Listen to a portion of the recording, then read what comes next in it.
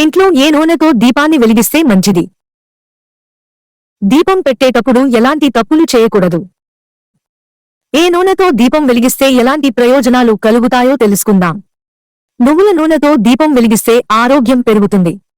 ఆముదం నూనెతో దీపం వెలిగించడం వల్ల గౌరవం పెరుగుతాయి. కొబ్బరి నూనెతో దీపం వెలిగిస్తే మాట, ముఖం, చేతల్లో ఆకర్షణ పెరుగుతుంది. మనస్సులోని గందరగోళాలు, సమస్యలు తొలగిపోతాయి.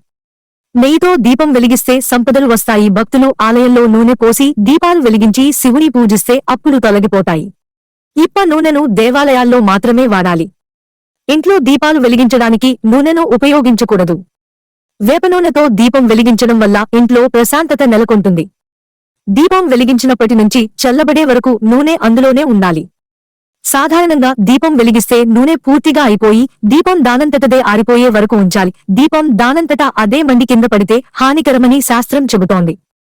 కాబట్టి దీపం వెలిగించేటప్పుడు జాగ్రత్తగా ఉండండి.